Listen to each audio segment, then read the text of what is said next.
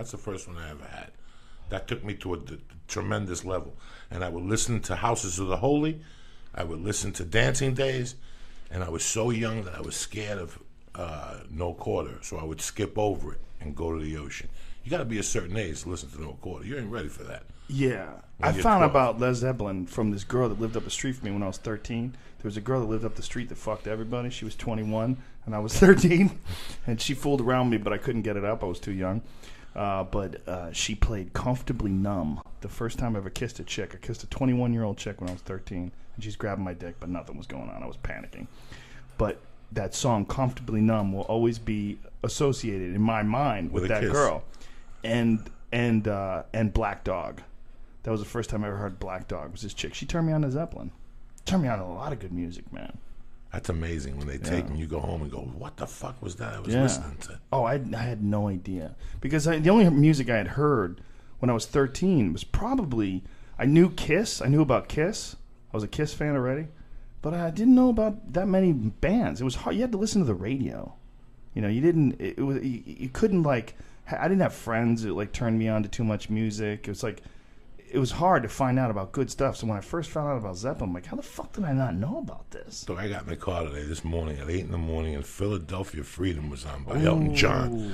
And I started singing it. And my wife is looking at me like, when the fuck did you learn these lyrics? I go, Doug, this is 6th grade on Fridays. Mr. Levito will let me go up in front of the class at 1 o'clock, and I would sing Philadelphia Freedom. I'd lip sync it. And My Eyes Adored You by Frankie Valli and shit. I used to take motherfuckers deep with fucking Elton John. People don't remember Elton John. Every once in a while I get caught up in Elton John. I can't even go in the house. Country Comfort? A Funeral for a Friend. Last week something was on. Daniel, my friend. And there's 2 gay guys live across the street from me. But they're the fucking weirdest gay guys because they don't go out. They don't do nothing. They sit in that fucking house all day. I want to kick that door down and go, you know, did anybody tell you you're fucking gay? Get out there. Dick is free. Sperm is free. You go to Santa Monica. You know what? Dick is free. Free. These 2 gay guys stay in the fucking... And they're not gay together. What? They're not together. They're roommates? They're roommates. And they never fucking go out. Every once in a while in the daytime, they take a cruise. They're in front of the house feeding cats.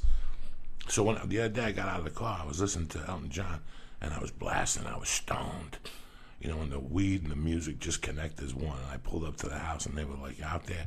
And I opened up the window, and I go, nobody in this country remembers when Elton John used to sling dick like a motherfucker. And they just looked at me, looked at each other, we're in the house. Nobody in this country. And nobody gave a fuck he was gay. Like, you had an idea, him and Bernie Taupin were gay, but he could be, but who gives a fuck, dog? Street fighting, man, whatever. All that shit was just brilliant, you know. Anybody, that song, it's a little bit sunny or funny, you know, that shit, everybody knows that fucking jam. You broke up to that, you gave a girl your first hickey, you fingered somebody to that, there's always something. Rocket Man, too. What's the one in what's the movie about the young kid who was the writer? And they all got on the Tiny Dancer. What is it? And they all were singing it on the fucking bus, and you were feeling it. You're like, God damn, how good of a fucking song is that? When a band, and that's supposed to be who? That's supposed to be theoretically and almost famous. Wasn't that supposed to be Led Zeppelin or somebody big time that they were writing about when they were on the bus? I thought it was Morrison. Wasn't it supposed to be Morrison? Morrison? No. I'm not sure. I don't think it was the Doors. Although speaking last Friday night, fucking the Doors live at the Hollywood Bowl was on. If you haven't seen that, smoke a number, get some fucking juju juice, whatever the fuck. Speaking of smoking a number, these e-cigars, I never even heard of an e-cigar before. These are fucking good. Yeah. It tastes like a cigar. It's amazing. And they have different levels of nicotine. So I'm not a smoker, so I got 0 just to try it out. It tastes the same. I can't. It's great. I gotta put this is great. I love this. You It go to a tastes casino, like a real cigar. I go to Vegas. I don't feel like an asshole no more now. You go to a casino, you don't feel like an asshole no more. It's discreet. You know, whatever. At least it saves you. You know, you don't want to. You know why I hate getting cigars? Because I spend $30 on a cigar and I smoke half of it. You know what am I going to do? Put it in a baggie in my pocket like a Puerto Rican and walk around with it? They always taste like shit. Yeah, no, I can't.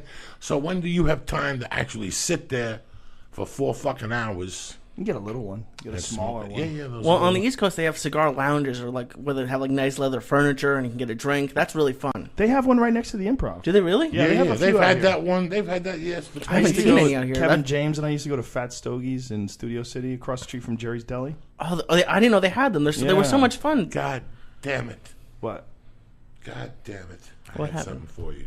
I didn't print it up. My friend sent me a poster, a picture that's really a poster. He's going to give it to me in New York of the #1 pool hall in Cuba in 1951, like when it was booming. Dog, 200 motherfuckers in there, dressed impeccably. Like impeccably, like no jeans, like suits on, women with minks on, little things with champagne on buckets, and these motherfuckers are shooting pool, and you can see like the daylight come over the beach and shit. God damn, Cuba, 1951. Isn't it crazy how Cuba used to be like the playground? This was the place. This was the place. They all would go there. Kennedy would go there. The mob would go there. Everybody went to Cuba. You know, actors, ambassadors. It was just Everybody. that place to go. Well, how long of a plane ride would it be from Miami? Like 20 minutes? Like, how long could it possibly be? 40 minutes or something. It's not even Vegas. 90 miles, so it's from here to San Diego. Yeah, that's like not even half the trip to Vegas. They have to do a circle just to feel... Just to make it worth it? You know, listen, man, I don't know if... Before 9/11, the trip to Vegas was 40 minutes. After 9/11, all of a sudden it became an hour 10, plus they doubled the price. So, there's all those fees, like 9/11 fees. There's times the plane in Vegas has been 50 minutes behind, and they still got me here on time. You know what I'm saying? Like from Vegas to Burbank. They know it's not that fucking... You really think they take a circuitous route? Really? They kill some Why time. would they do that? Because how guilty would you feel if you took somebody for a half hour from here to Vegas? It's not a guilty and thing. charged them $234 fucking dollars. The fuel costs so much money. They'd be crazy to do that. I don't know, dog. Yeah, they'd be crazy to do that. Fuel is the #1 problem with air travel. The reason why they have to jack the rates up all the time is jet fuel keeps getting more and more expensive. Are you serious? As car fuel gets more expensive, jet fuel gets more expensive. Car fuel's not that bad right now. It's not that bad right now. But do $3.60 you remember when Bush was leaving office? Yes. Ron White started flying commercial, and that's when he got busted with weed because his fucking cunt ex-wife, I don't know her, maybe she's a nice lady, I'm just on Ron's side, but she ratted him out and said he was going to be at the airport with weed in his pocket. So the cops met him at the airport with his luggage and busted him. They did a sting for a little bit of weed? Yep, a sting for a little bit of weed. You can Google it. He went to fucking... I mean, I don't know if he got arrested, went to jail, but he definitely got popped at the airport, and it's because he was always flying private. Because he was doing the fucking blue-collar tour, just balling out of control. Did you know Bill Murray got arrested for weed? I read that today because I was reading something about him and his relationship with the guy who just died. He got arrested with, like, bales of weed. Bales? It was a lot. I'm going to have to look it up. I read an article today about, like, the relationship, and... He wasn't paying rent, and him and his brother had like 17, something crazy, like huge amount of weed. Let me look it up. You know, he took like a long time off of movies. And Bill Murray's got a brother who's a priest. Like a big time fucking priest somewhere. Like I've heard this a couple fucking times. Bill Murray's is Irish. He's Irish. Yeah. Wow. Yeah, he was arrested with 10 pounds. What year? Let's see. 1970. Whoa, that's when 10 pounds was really 10 pounds. Acting. That's before acting. That's pre-acting. Still amazing. Yeah, Was it? Was that before Saturday Night Live? Yeah, Saturday Night Live was 73, 74, 75. He only got probation. He got 5 years probation for it. Wow. First time offense, 10 pounds. 10 pounds, a lot of fucking weed. I'm addicted, Your Honor. I can't stop smoking marijuana. I can't stop smoking marijuana and eating white chicks. And you tell the stories about bringing guns back from Colorado to New York every other weekend. You know, Bill Murray's the real deal, man. When he played the guy first, Gonzo, he played the writer first in Where the Buffalo Roams. He really, that's why I saw him. I saw him in fucking Woody Creek Tavern. And he was sitting with the dude. He's preparing for it? Yeah, like at he this did a fucking great fucking job in that movie. Yes, a lot of people sleep on that. Nobody ever saw it. Nobody even knows that movie exists. I have that movie. You have it at home. I'm a huge Hunter S. Thompson fan. Yeah, that is when he answers the phone, when he's arguing with the dude or he's talking to him real mildly, and he just answers the phone. He goes, "What?" Yeah. I lose it every time. I know where I saw that movie the first time. where were we the other night? What were we watching the other night that people were going? Blues Brothers. We were in the Brea Improv watching Blues Brothers. Me, him, Matt Fultron, losing it. The scene at the bar. At the bar. Losing it. That when they play and they get hit with the bottles and they do Stand By Your Man, fucking Belushi was just on a different level. Oh, yeah. And I don't know if, do you say it's the drugs? I'll tell you, when you do that many drugs and you wake up the next morning, the next day you're very unconscious. The best days I had as a salesman were nights I felt my spine tingling. You know what I'm saying? Were nights that I fucking felt the electric jolt of cocaine. I would be a sports salesman, and I would wake up and go in there, and by 12 o'clock I'd made $3 grand. Is it like a hangover, or what is it like? It wasn't. It was a hangover, but I'm unconscious. I really don't know what I'm doing. When you think about things and you go into something and you think about it, you can't really. It's when you don't think about it. It's when you're just flowing. And I would just flow, and the guy would say, Joey, no nerves. What is it on Saturdays? You always do great. And I remember I used to snort so much coke then that I couldn't even get sprays to open up my nose. So I would take 2 tissues and just stick them up my nose so the drain. And I would sit there all day with 2 tissues. They would look at me and go, "What's up?" "Nothing." At the car dealership? No, at no sports dealership. Oh, sports betting. So I'd be on the phones talking, but even with cars, my best days were after a 10-hour fucking binge-a-thon, Wow. It's fucking amazing. Last night I was telling you guys I went to the Dodger game with my uncle. Now, this is the same uncle that we pulled guns on each other 25 years ago. This week is the 30th anniversary. Of you guys pulling guns on each other? other? We pulled guns on each other in September of '84 on Vermont Boulevard here. Really? Down here? Yeah, right in California. My uncle lived, my mother's brother. Blood. Not like, we're brothers. No, blood. Grew up together, Cuba, the same house. Lives in Glendale. Always has. Since I used to come out here when I was a kid. That's not mine. I used to come out here when I was a kid. I don't know whose fucking buzzer that is. It's not mine. I don't have one of those dings. When I first came out here, God damn it. When I first came out here, I came out here when I was 8, 9, and 10. And we go to Dodger games, SeaWorld, Malibu. We go to his different jobs. And then when my mother died, I could have came back with him. But I was like, California, what the fuck do I know about California? I kept in touch with him. And then when I was 21, I said, fuck New York. People were looking for me. I got to get out of town. So I came out here. And I tried to give this a go, And he wasn't going for it, Joe Rogan. He was like, you got a room upstairs. You got a week to get your shit together. If you don't get it together in a week, you got to go, dog. And I was like, I thought you were my mother's brother. But he threw me out, and I couldn't take it, so I tried to rob him. I couldn't go home with nothing, so I pulled guns. He pulled guns. The cops came. The cab came, because I was robbing him as he pulled up, and he called the cops, and the cab came. So I swore to God, I go, next time I see him, I'm going to fucking shoot you, you motherfucker. I mean, this was terrible. This was horrendous. Didn't you call him from prison? Was it him? Oh, I used to call him from prison and tell him that one matali hueputa. I used to tell him, I'm going to fucking call you. And he would say, I know who this is. I'm going to come after you. And I would hang up on him. I was pissed. I was pissed about it. And now you're going to Dodger games with him. Yeah, man. It's the We had him on the podcast. We had him on the podcast. He's deep. He's 76, dog. He walks 5 miles a day. Listen to me, gentlemen. He brought 2 papata seeds to the game. They're like little apples. They're dry apples. They have the highest level of antioxidants that's known in any fucking fruit. Dry apples? It's not a dry apple. Do not quote me on this. It looks like an apple. He has to go to Huntington Beach to buy them. He brought walnuts, organic walnuts, and something else. For the last 50 years, he doesn't eat like a Cuban person. He eats like a fucking Gentile from Studio City. But he goes nuts. Like organic milk, because whole milk makes you swell up, you inflame. I mean, he didn't stop. Every time I see him, it's a fucking ear beating. He brings his own eggs to a diner and makes them cook them. Yeah, he don't like regular eggs like you. He don't believe in eggs from the store. They are very different. He's got to fucking get his own eggs, or they got to eat organic grass. I should have brought you over some eggs. Oh, I could just imagine how delicious are real fucking eggs. I get almost a dozen eggs a day. And how a great day? are they? Yeah. How I got great are 24 chickens. And how great are the eggs? Oh, they're tremendous. They look different. The yolk is like a dark orange, and they taste different. They taste better. I mean, I get them fresh. Fresh, yeah. Like I'm eating eggs that just came out of the chicken that day. How long? I never understood how chickens do they have to have sex? Because No. it's not. Is it like sex, or do they just keep laying eggs? No, they lay eggs every day. If the hen fucks them, the eggs are live. Then the eggs become a chick.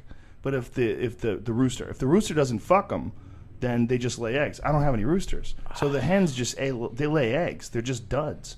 They lay them every day. Oh, those are duds? Yeah, they're duds. Oh, wow. They could never become a person. Never could become a chicken. I didn't know that either until I got chickens. Yeah, I never, because I knew they did it every day, but I was like, Well, they that's can't. why it's crazy that vegans won't eat chicken eggs. Like, they cannot become a chicken. It's impossible. And look, if you go by my house, my chickens are like my friends. Like, they come and hang out. Like, Jessica loves them. Their chickens are, the kids love them. They're little animals, man. Like, look, they're hanging around the yard. You Those pet are them? chickens. Oh, you can pick them up. Yeah. You pick them up and everything? Oh, my God, they're beautiful. Yeah, I got 24 of them. And you have a little place for them and everything? Oh, yeah, they have a big house. They have a chicken house. I had it built. They go wandering around my yard. And then at night they go back in there? They go back in on their own. Now, no drama from the animals? There's been, no, not for my dogs, no, but there's been coyote drama and hawk drama. The hawks see them, and the hawks are trying to get in on them. But the area where they're at, there's a lot of trees, and they go under the trees, and so the hawks have to have an area to swoop in, grab them, and then swoop back out. And they're a little too big for that. So now, but when they were little, there was one of them turned up missing. I'm pretty sure a hawk got one of them, one of the smaller ones. It was a long-ass time ago. But the coyotes go around the fence, and they look in every now and I catch them looking in. I'm going to get a fucking pistol, an air pistol. Set them up. That's amazing. Put a little cat food out there. Pink, pink, pink. No, my uncle makes everybody hands down look bad. Like he His drove food? me. Yeah, it's amazing. No rice, no nothing. Just Like eats real healthy. He's been juicing for 50 years. He's like, these fucking jackalopes, they think they invented something. Me and Jack LaLanne had a talk 50 years ago, and he told me about juicing. Did he really have a talk with Jack LaLanne? Said he bumped in. Jack LaLanne was the guy that was doing that a long time ago. He would take like a fucking giant bowl of vegetables and juice them down. Juice him down. So my uncle said when he came out here in 50-something, he came out here to be somebody's maintenance man. He was working in New York as a maintenance man in a building, and an actor lived in the building that was a soap opera guy. And he goes, I got a big house in L.A. Could you come out there and be a maintenance man? There's a house there in the back for you. You could live back there. My uncle's like, fuck it, I don't want to live in New York anyway. When he came out here, then the guy had some TV show. So my uncle would go down to the studio. And he said he met, that he was, like in Spanish, it's really funny. He was telling me how he was mesmerized with Jack LaLanne. This guy used to do push-ups with one fucking hand, you know. Like the Cubans, that's huge. He was a fucking savage. And he always said then that you always should eat a carrot blended or something. Yeah. So my uncle said, what? And the onions. I mean, I heard Jack LaLanne used to go fucking Garlic, yeah. garlic. It's a shame. And he was the original juicer. So he's been juicing. He juices. He only has a certain. He hasn't eaten sugar in 50 years. The word is that Jack LaLanne would fuck everything that moves. Female or male? Male. Oh. No, female. No, Well, female. you know, when I was a kid, I remember waking up, and that motherfucker had an exercise show at 9 yeah. a.m. Oh, yeah. with the suit. Oh, yeah. He had the suit, so you never know. I don't know. Jumpsuit? The little Yeah. fucking jumpsuits. No, he would, he was eating healthy before everybody. He was working out like deep into his 60s and 70s. He was doing stunts where like for his 60th birthday, he towed like 60 boats behind him, like swimming. He did a bunch of really crazy shit like that. Like he was in incredible fitness, incredible shape. But yeah, fucked everything. You couldn't go near him, even when he was older. Which makes sense. I mean, why would he be so motivated to have such a great body, like deep into his 50s and 60s? Dog, if you work out that much, you know you're fucking horny as fuck. Yeah, your testosterone's flying. When you throw metal around and shit, yeah. and push-ups and pull-ups, you Jumping got jacks. dick for 3 or 4 people. You really do. You really do. When you lift weights and shit, like when I was going at kettlebell gym, like really like the fucking deadlifts and shit, I had dick for days. Like I could jerk off, give somebody a stabbing, And at 2, you have to bang one out again, standing up. That's the worst. You got to bang one out standing up in your bathroom, hiding against the door and shit. Yeah, there's something pathetic about jerking off standing up. I haven't done that in a long time. Oh, that's a disgusting way when you have to bang one out in the shower and then you lay. I like hotels because you lay down on your back and it just comes on you like a fountain. You don't give a fuck. It's your own cum. My married friend, since he has to do it into the toilet, like he does it on his iPhone in his bathroom because of his girlfriend. Oh my God. Yeah, he should be shot and hung. Oh, God, that's sad. I would never just shoot it into a toilet. You gotta play with it. Well, see, the thing is too about like when you're away, like if you go away, like if you do like a comedy or something like that, where you go on the road, you come back home and you miss your girlfriend, you miss your wife, you're looking forward to seeing her again. But when you're with someone all the time, and you can't even jerk off because like you're at work all day, you can't jerk off at work. You get home, she's home. You're there together every night, day in, day out, the monotony and the grind, and then you're jerking off into a toilet. There's just something just defeating about it. It takes all the zest out of life. You're just hiding in the bathroom. Why are you in there for so long? What are you doing in there? I don't like that. I like working. I like working I have to get places. a Q-tip. Why is the door locked? What are you doing? You've been in there for 5 minutes. What are you doing? You're in there just concentrating. Jerking off, downward jerking. Because you don't want to miss the toilet. You don't want to shoot all over the top. You don't want to upper deck your load. I don't think that's accurate about that. I've jerked off everywhere. I have found a way. Like there's times you're sitting there, you're like, you know what? I got 10 minutes. Right? Or you never whacked off when you were in the trailer for Fear Factor. Oh, I whacked off. Fuck yeah. You never whacked off when you were editing? In an office? No. Why not? You're by yourself. You ever whack off driving? Fuck yeah. I've not fully, but I've like gotten horned up. But I've never. I can't imagine coming on like in the I car. fucking whacked Have you off. really? Yeah, fuck yeah. You look for an old McDonald's bag, you wipe that fucking sperm on it. I get nervous when I sneeze when I'm driving. Throw in the back seat. That how do you thing not get in an turns green accident? in 3 fucking days. I only whacked off once while driving, and I remember after I jerked off while I was driving, I was like, great, now I jerk off in the car too. I was thinking I was going to do this all the time, and for whatever reason, I only did it once. One fucking time. I think I did it one time, and it was when I was driving disgusting. limos. I just lifted up my shirt, shot one all over my stomach, put the shirt down, patted it down, Like a went about my soldier, merry way. You see what I'm saying? Who Coming gives a back from fuck? New Hampshire. I was talking to somebody today who had to get fertility testing, and I'm surprised more people don't miss like the cup, like just get into it and forget about the cup. It was really weird. He was telling me they had like an Apple TV full of porn, like and mostly a lot of transvestite stuff. And he said a lot of transvestite stuff. A lot of transvestite stuff. How would he know how much transvestite stuff they had? He looked He'd be through. Let's see what we got here.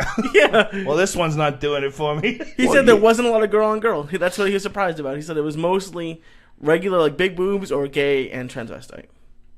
Big boobs or gay and transvestite. Wow. I wonder what their business. Where was this? What part In LA, I don't know where he went. But it was. I almost got tricked tonight by a transgender person. I was in Subway before because I know this edible is going to kill me.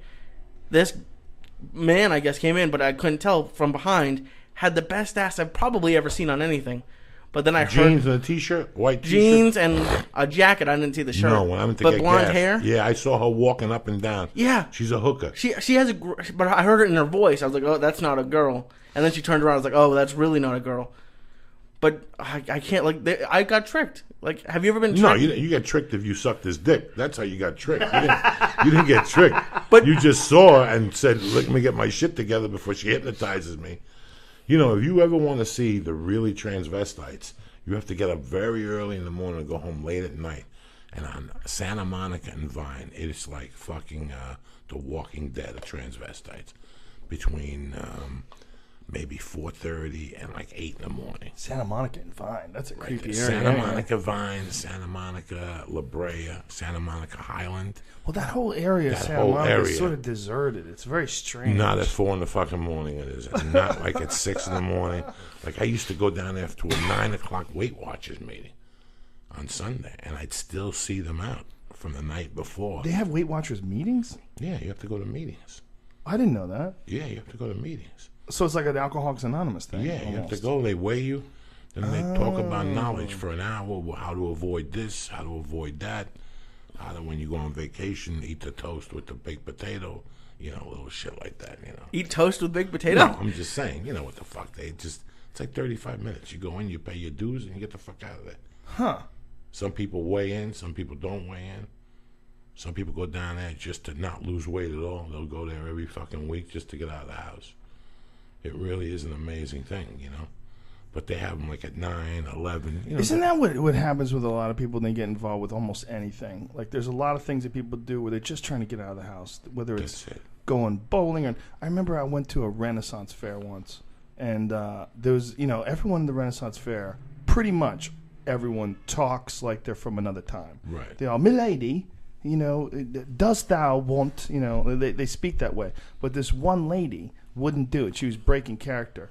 Like she was just there to hang out. And she was complaining about her husband. Her husband won't take his medicine. I went to the pharmacy. I got him all this medicine. And this other chick was pissed off that she wouldn't, go along with it. She goes,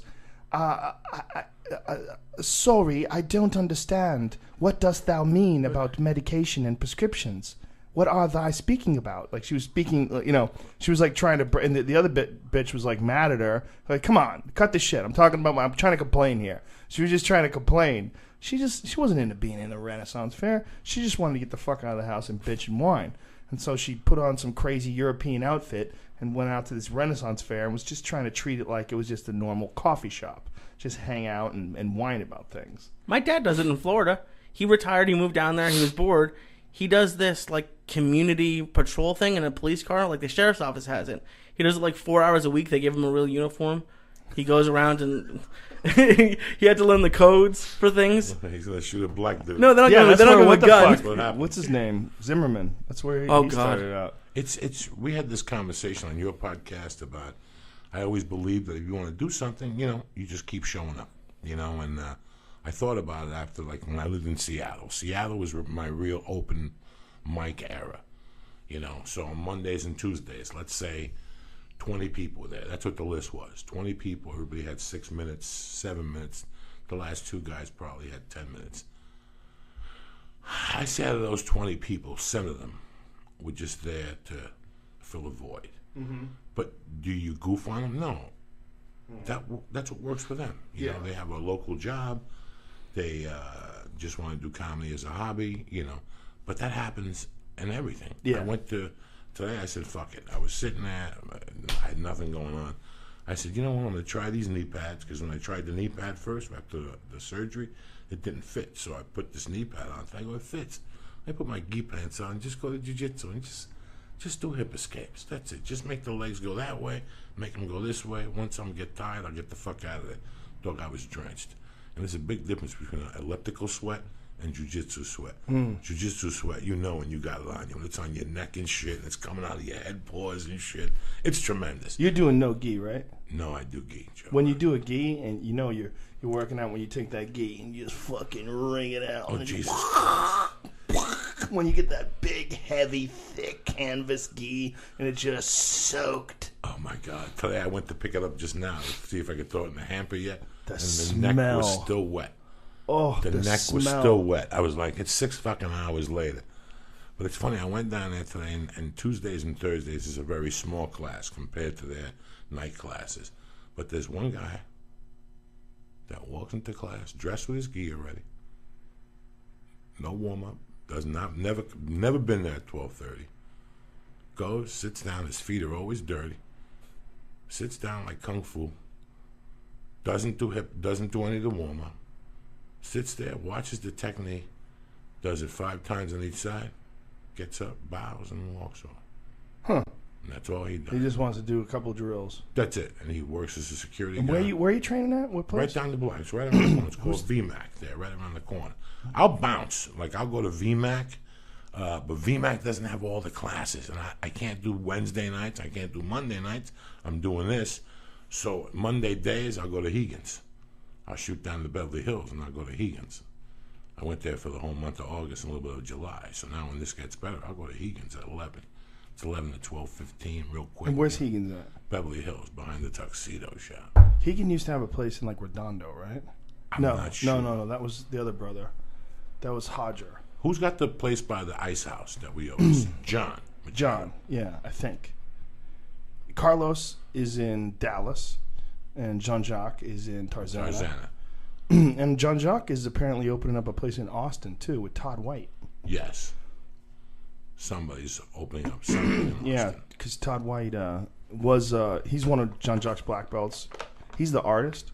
He used to work for Nickelodeon, and now he does this amazing cocktail style, like 1930s and 50s, almost cartoonish, really cool stuff. And he's super popular. Like, you can't churn out art enough. Like, everybody wants to buy Todd White stuff. Right, I heard, yeah. I went to a friend's house, and she had a Todd White thing on the wall, like, years ago. I was like, this is crazy. This is my friend Todd's. Like, this is nuts. He's like, making bank right now, is he not? Like, just kill him. Like his average picture. Somebody was telling me the whole thing. It's ridiculous. Balling. Out of control. How art is. It's amazing. Well, that's that art thing is a weird world. Like, once you become like a guy that everybody wants to have a piece, I want an original Joe Diaz. And, it becomes like a thing that these art people... I was talking to a friend who explained it to me, and he was saying that they manufacture it. What they'll do is they'll get an artist, and then they take a bunch of people that they already have connections with, like really big people that buy $50,000 paintings, like nutty. And they buy them as Beverly investments or because they like art? They buy them as investments. They buy them because it's a hobby. It's a thing for them. It's like, those crazy wine people? There's people that are like that with art. They're crazy art people. They just buy art. And the gallery will contact them and say, listen, there's a guy who's coming up. He is phenomenal. And I want to gift you a piece because you're such a loyal customer, and I'm going to gift you a $25,000 painting. Because for a guy who's buying millions of dollars worth of art, because a lot of these guys actually do buy millions of dollars worth of art from a particular gallery. Gifting a guy a $25,000 piece is just an investment.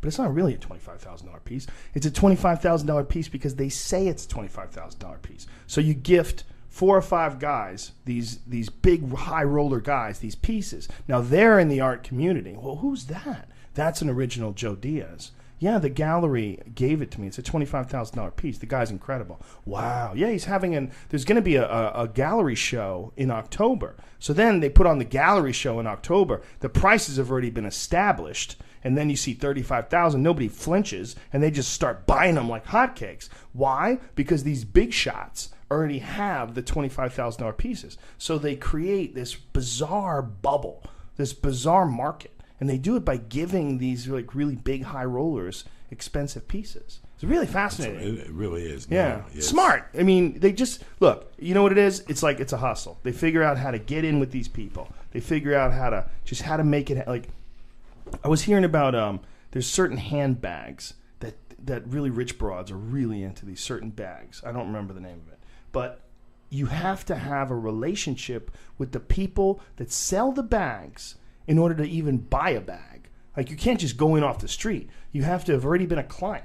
So, like, you have to buy a bag to get a bag. So it becomes exclusive. So because it's exclusive, they're selling these bags for like $50,000. And I'm like, how the fuck is someone paying $50,000 for a purse? It's a bag. It's not a Ferrari. You can't drive it. It's not, there's no crazy engineering involved in this. It's not like a watch that some guy made by hand and he's got fucking giant goggles on. It takes 6 years to make a watch. No. It's a fucking purse. But because they've engineered this exclusivity, they've arranged it, and they work that market of people with incredible wealth. Because especially where we are, we don't even realize it. You grew up in a place where it was like blue collar, and nobody was multi-millionaire. But there's places like Brentwood or Bel Air where you might have 100 people in a mile radius that have $100 million. Like, that's not uncommon. I mean, there's insane money in certain areas where you're looking at these homes. There's a $25 million home. That's a $30 million estate. This house is going for $50 million. I mean, there's a lot of that in this area. And all they have to do is tap into those folks because they have insane disposable income. And what's expensive to you or I, it's not expensive to them. It's nothing. $25,000 for a painting ain't shit for them. So they figure out a way to weasel into that world. And then it becomes about that world. Then it becomes about that exclusivity. This is an original Joe Diaz. Look at that on the wall. Very nice. Where'd you get it? Well, the gallery. They've got a show coming up. I love this use of color. And they're just trying to find ways to spend their fucking money. I mean, they might have a house in Costa Rica. They got a fucking house in Canada. You know what I mean? Like, there's a lot of those people in L.A. that are just stupid rich. I heard that there's like a social network now that you have to pay like $10,000 to get into. Have you heard about that? No. What's it called? I'm trying to find it right now. Here we go. Social network that costs $9,000 to join. Fucking idiots. Let me see if I can find it. Facebook is free, stupid. Okay. What are you going to get out of this social network? Are they going to blow you? It's called Metropolitan. Metropolitan. It's $6,000 to join, and then an additional $3,000 that renews annually to continue access. Oh my God! Is anybody joining? You have to be 21. Let's see if it says. They're not sharing how many members. Of course they're not. There's 2 people in it. Oh my God! You have to be a real asshole. I can't imagine. What if a pen breaks in a $50,000 bag? What if a nail polish thing spills? What if your dog pisses on it? Oh my God! Dogs it's amazing. I went to the park. I go to the park every fucking day, but the other day I went to the park and I heard women talking. And they were talking about daycare prices in the area that they went shopping. And he goes, but what about that one in Van Nuys? And she goes, oh my God. I looked at the webpage and it was just, I thought I was dizzy. I was on the swing and they were on, my baby was on the swing and I was on it, so I could hear them talking on the swing. And they were talking about how you have to get on a list to get your kid into this fucking daycare. Like, you have to know somebody, and then they have to get you on the list. And it's exclusive in Van Nuys. And I'm going, like, how did they make it exclusive? Like, what do the kids do that's different? Is there a security guard? Do they fucking give them a chef? Right. I mean, are they gluten-free meals? I mean, I think I want my kid to get a little fucking dirty. I mean, but they were talking. I heard them talking about like percentages. Like, let's say every other daycare around is $200 a week. This place went like $1,200 a week. $1,200 a week. Like something just fucking ridiculous. Something just ridiculous in Van Nuys, And it's the same thing. How they just make it exclusive. It's exclusive. You have to get on a fucking list. A list for what? So my kid could play with fucking blocks. Maybe it's just. They just have a great setup. I mean, maybe it's just how like great of a setup could it be, Joe? $1,200 a week sounds insane. I mean, that doesn't make any sense. Like with comparison to what a regular daycare is, this is how much more it was.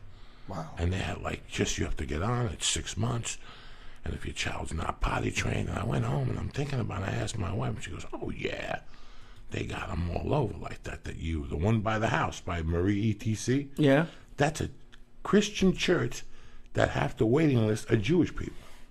What? From Orange County to put their kids in that daycare. Because the daycare is just that good. What about pet hotels where they give them like TVs and beds? Have you heard about that? Yeah. They put like Animal Planet on all day. Animal Planet all day. It's and listen, man, it's whatever the fuck you pay for, whatever you believe, man. It's just fucking amazing. It's $25,000 for a picture or whatever the fucking artist, and you sit there. And I've been to those things. My buddy in New York is like a great framer. His shop is in the Lower East Side, and whenever I go back east, he gives me a hug and he kisses me on both cheeks. I mean, it's not his fault. You know what I'm saying? That's what he does for a living. I've known him since we were 15 in summer school. So I play his game. I go over there. When I was broke in '84, I fucking made deliveries for him, frames and pictures and shit. And, every night they go to these things. I've been with them. Where they go and they sit and they look in front of a picture and they make believe. They drink wine. These people don't give you sodas. They give you, sushi. And it's a social thing. It's a social thing, bro. It's a big social thing to be an art collector because it shows that you have a certain amount of taste. Like if you're into obscure art, that's a Jackson Pollock. Amazing. I love what he's doing here. His concept is incredible. It's just... I didn't know there were any current artists getting that much money. Oh, yeah. I thought it was all older people. No, you just have to be in that circuit. You just have to be in that. I was over Bob Gersh's house. Bob Gersh is the fucking guy who owns Gersh. He's the guy that I had to get on the phone with. They were trying to get me to apologize with Mencia, him in the wig. And I'm out over his house in Aspirin. It's a long fucking time ago. And he's got this thing on his wall. And it's like a bunch of pieces of paper. Like, it looks like tissue paper glued onto other paper and like a lot of paint. And I look at it. I go, is this something his kid made? And someone goes, no, that's a blah, blah, blah. And I go, what's that? And he goes, that's worth $30,000. I go, what the fuck are you saying? I mean, it wasn't even big. I mean, it was like as big as that longest yard frame poster you have up there, that thing. You know, I mean, and it wasn't like an enormous piece that took fucking 50 years to make, you know. No, it's like a normal size painting with like a bunch of fucking tissue glued to a thing and some scribble. It was abstract modern art, you know, that's what they call it, abstract art. Dog shit. Nonsense. Unless it was your kid. You know, if your kid made it, it would be cute. It made sense to me. I thought it was his kid. It's like, what the fuck is this? This is $30,000?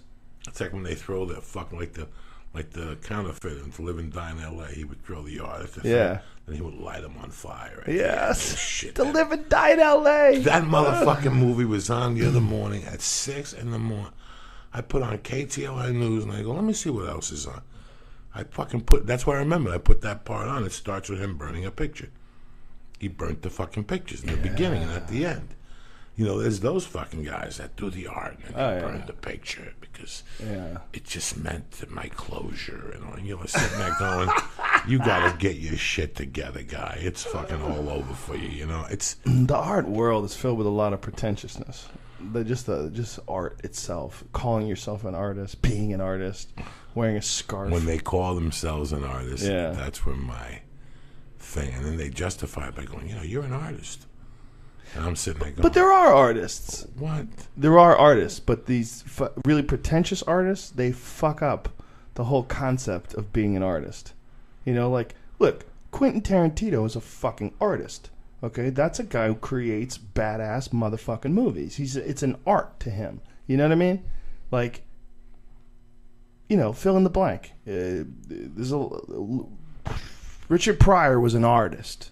You know, he was a real artist. He created art on that stage. But some fuckheads, they say, you know, I'm an artist, and you just go, ugh, blah, and you just want to throw up on them. Blah. It ruins the word. It ruins the term. You know, we artists are. Yeah. We're very finicky. What the fuck are you talking about? I'm an artist. I can't be tied down. I'm a free spirit. You don't consider yourself an artist, Joey? Oh, yeah. Every morning when I wake up, I'm going to go see artists in Soho. Well, you are an artist, but you're a comic, and the comic supersedes everything else. Being a comic is, you know, it's a different, I mean, it is without a doubt an art form, but being a comic is the most important aspect of the art form, and that eliminates any possible pretension. You can't be pretentious to be a fucking comic. You're a fucking joke slinger, you know. That's what we do. You know, listen. I could never. I got invited to this wedding. I think I told you I got invited to this wedding. Usually I won't fucking go to a wedding, but it was in town, and I don't go, and it'd be a nice date night for the wife. And we get to the wedding, and the people are like, oh, my God, we're so happy you made it. We put you in the celebrity table. And I'm like, I'm not sitting. What? And I go, I'm not sitting on no celebrity table. And I walked all the way to the back, and I sat there. You know me, dog. Celebrity. Who else was at the celebrity table? Fucking Gwen Stefani and her fucking husband, and the black dude from Rocky. Apollo Creed, and Carl Weathers, and you know, just a bunch of other people, black like dude from mid-level. Rocky. Yeah, the black dude from mid-level Rocky. celebrities. Yeah, like just, you know. Gwen Stefani's pretty big. Yeah, this is before she got pregnant. Like this is about 2 years ago, maybe. She was huge. Was she huge? Yeah, Black Eyed Peas, right? No. That's Fergie. No doubt. That's Fergie. Oh, no doubt. Yeah. No doubt. But no, it was just really weird that word right there. No. I sat in the back. I'm no fucking celebrity table. dog. No. And it's this, you know, man, every time I hear shit like that, like somebody comes, actually, like today I was washing the car and somebody came in and said something about, oh, I saw you on this or something. And I want to say, I wish you would have saw me when I robbed that fucking. I really do, Joe Rogan. I go, I wish you would have saw me when I robbed the fucking the change thing for blind kids from a Carvel one day because I was short $4 for a fucking 20 sack of weed. You know what I'm saying? Like I went into a Carvel because I knew they always had like fives and shit. So I bought like the baseball cup with the ice cream in it to give you like the Kansas City Royals. You get pissed off. And I stole the fucking can with the goods. You know, and that's what I think about whenever somebody says, well, you know, that role you had in the movie. And I feel like saying, God, do you even have a fucking idea? Like, what do you get? You know but why is it bad that they like you for a role in a movie? Like, what is it that you want to, like, redefine yourself? No, it's nothing about redefining myself. It's just about, you know, we're talking about my uncle taking me to this game. I tried to rob him 25 years ago at gunpoint and whatever. We don't talk about that. Like, Ari wanted me to tell the story on the Storytellers thing. And I said, Ari, if you don't know my uncle, he don't talk about it. Like, I apologized to him on the podcast, and he wouldn't even... He don't go there, bro. He's never told me he loved me. I tell him all the time, I love you, Theo. All right, I'll see you tomorrow. My uncle does not fuck around. He told me right out yesterday. He goes, because I thought I couldn't go to the game. And when I went, he goes, you called my daughter and told her to take me to the game. That wasn't going to fucking work. He goes, the only person I wanted to go to the game with was you. Not even my sons. I like going to the game with you. Because I take him once a year. He's 76. He's my mother's brother, you know. But yesterday on the way back, he goes, I wish your mother would grow up to see what you became. She goes, at the funeral, you were a lost kid. But when you came here, every time I looked at your eyes, I thought of Charles Manson. He goes, that's exactly what he said to me. Charles Manson? He goes, I thought about Charles Manson. He goes, you were a killer. He goes, you were either going to kill somebody. He was telling me, bro. That's what he called me out. Nobody had ever called me out till I was 21 years old. You know what I'm saying? Right. After my mother died, he might be so sensitive. Don't say nothing to him. He might snap. Right. My uncle said, I don't give a fuck if your mother died. That was 5 years ago. Put it behind you. It's over. This ain't a free world, bitch. I ain't giving you a fucking dime. But when he said that to me last night, it really hit home. He goes, you had killer's eyes. You were going to kill somebody. You were going to kill me that fucking night. You would have killed me. He goes, you would have killed me for $500 fucking that night. Well, we became friends. You were definitely a different guy in the late 90s when we first met. Yeah. But you reminded me of everybody that I knew from the pool hall. Like, I love being around you because you were like, what I hated most when I first came to LA was that when I was in New York and when I was in Boston, I was surrounded by, East Coast people that were either comics or they were martial artists, or they were pool players. It was like there was a grit to them. There was a fun. There was I could talk to them. You know, there was real conversations to be had. And then coming out here, everybody was like preparing for, like, we were downstairs and all those people with their scripts. They're preparing and they're sitting there, and I'm seeing them going over their lines, going over their thing. I'm like, this is hell. This is hell. Like this. Preparing for a role and being in the whole Hollywood scene, like trying to get people to like you and hire you for things. It's just this weird world. It's a weird world. And here was this guy hanging out at the Comedy Store that was a total hustler. I mean, you were a total hustler, and we became friends like immediately. Like, we became friends, like, right away. I remember bringing you around the fucking news radio set, and they're like, who is this guy? There's this fucking menacing guy in a leather jacket that keeps eating all the shrimp. And, for me, it was... Even the Comedy Store that we loved was very goofy. Oh, it was goofy as fuck back then. Lee saw it a couple of weeks ago. I've been taking Lee with me, and I go, Lee, you want to come down? Lee's going to go home after the podcast. I'm going to come to the store. And it was great the first 3 or 4 times that he sat there when, I got a tag for you, Oh, that was the worst. It was the worst tag I ever. I saw Tony, I had to call him and apologize the next day. Tony Hinchcliffe, when he was with you in Sacramento or something, I had to call him and apologize. Why? Because I had to get the fuck out of there. And Tony came up to me, I'm like, Tony, I love you. I'll see you. And I felt Well, who was telling you, someone was telling you they had a tag for you? Well, one night with Lee, me and Lee were getting ready to leave, and I'm like, hold on. They're like, listen, man, I heard that joke, and we got to give you this tag. You should say. And me and Lee looked at each other. Who's saying this to you? I don't even know. And Lee's like, that was fucking weird. And then the next night we went down again, and that's when the guys were saying, we have this idea for a TV show. Oh. oh my God. And you're like, I just get on stage. You walk into your car. You're not even thinking about a TV show. Yeah. You're thinking about how you should have said the instead of cat. Just dumb shit. Of course. And then, can we have a word? And he was right there. We had this idea for you for a TV show. Not even how are you? Right. What have you been up to? And he looked at me, and we were high as fuck, which really kills you when you're at the comedy store and somebody's trying to sell you something. And then Tony Hinchcliffe came, and I saw Tony, and I'm like, I can't even, I got to get out of here. Like, my head was about to blow up. The highness, the set, the people trying to sell me a TV show. And the people that are trying to sell you things at the comedy store, most likely, they never sold shit before. They just have an idea, and they think they're going to come to you, and that's how they're going to do a TV show. Right, and it was just the idea. We looked at each other like, oh, they fuck. I mean, it was just, so I understand that. Like, at the comedy store, there's always that one person that you find warmth in. And I found it with you because everybody at that time was looking to get on a show to quit comedy.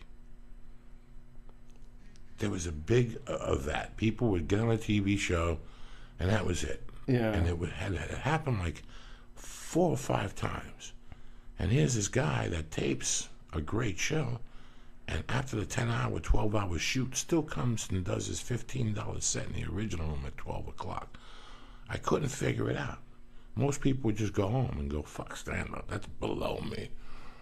Fuck stand-up. I'm going to write a joke, And it's really weird, the people that have stuck it up and will always be stand-ups.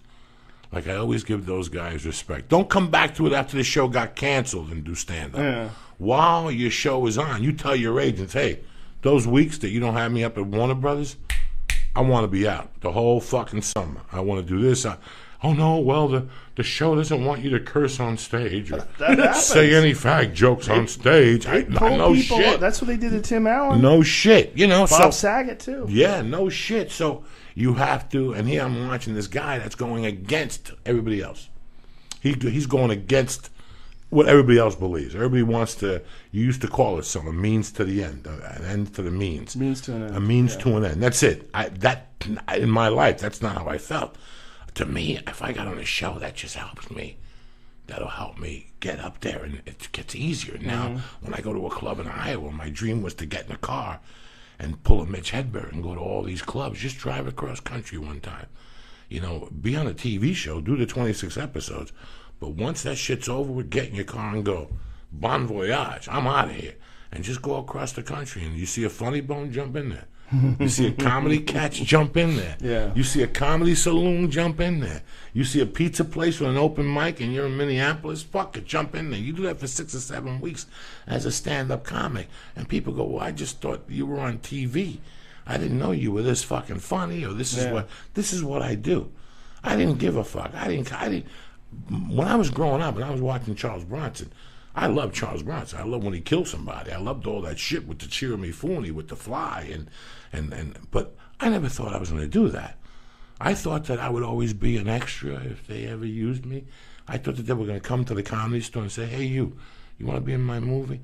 I've watched Hollywood Nights. You ever see Hollywood Nights with Tony Danza and Michelle Pfeiffer? You see who all the people around him are? Comics from the comedy store. Arliss. T.K. Carter is the black guy that's doing the fraternity run. The dude who had the show on Married Men, Mike Binder. He's the fucking, the kid who has to... Mind of a Married Man? Mind of a Married Man. He's the motherfucker. Hollywood Nights is a famous place is closing down on Hollywood Boulevard. But these Hollywood Nights, they have to...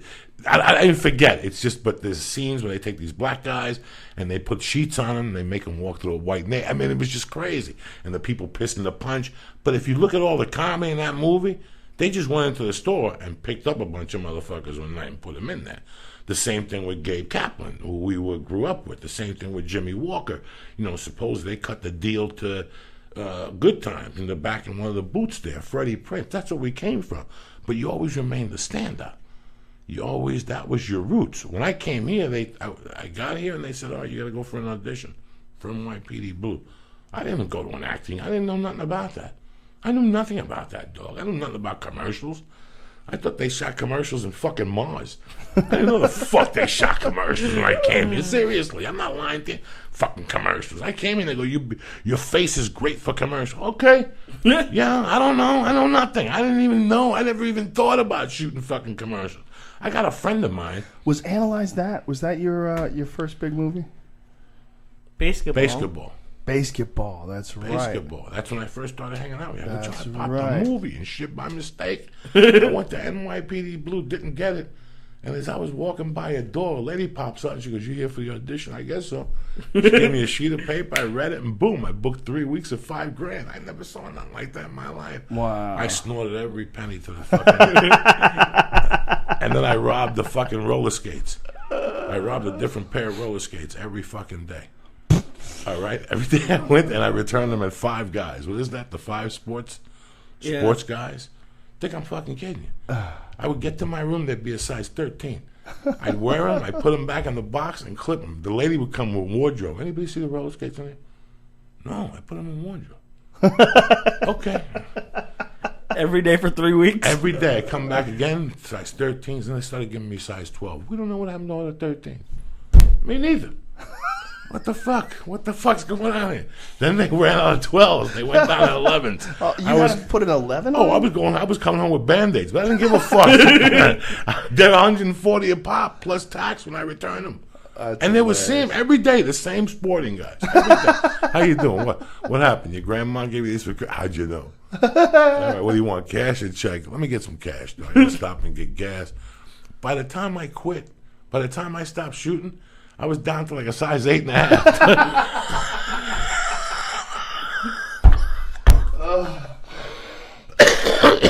The truck of roller skates was missing a chunk in it.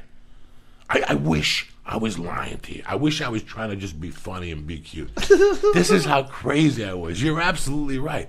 I was a stone cold hustler, and I knew it. It was like, well, you remind me a lot of my friend Johnny. Right, you always said that. Yeah, you remind me a lot of him.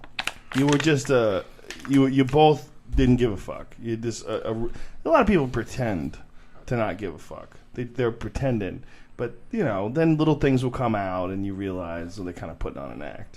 But you would say something. You just tell me stories about things you'd just done, or I would see you, come out of the bathroom at the Comedy Store with some fucking crazy broad, and it was funny, just funny times. It was just funny. It was just you were a real. For me, you were like a real connection to what I was missing, like back in the East Coast, because the Comedy Store at that time was all these like boat acts. It was like guys that would do like cruise ships, and they would sing. They would have like songs they would sing. It was a lot of bullshit. For every Damon Wayans that would come in, every real comic that would stop by, there was a lot of like really bad comedy for a few years there. From like 94 to like, I would say like 96, 97. Those were bad times at the fucking Comedy Store, man. But something happened. It's like they come in dips and cycles. Because I remember when I first came there, I was really disappointed. I first came out there to do a pilot. Me and Jim Brewer, we did this thing in '93. It was called Hardball, and Brewer played this mascot for this team. And we were hanging out together. We were shooting this pilot, and we wound up going to the store, and we were like, "This place is dog shit." Like neither one of us, we weren't paid regulars there. We were just comics from New York. So we went and watched the show. We just hung out in the back. We're like, this is fucking terrible. Who was going up? Do you remember anybody? I don't want to say names, because some of them are still alive. It went really black for a while. One of them had a 3 in his name. Right. But it went really black for a while.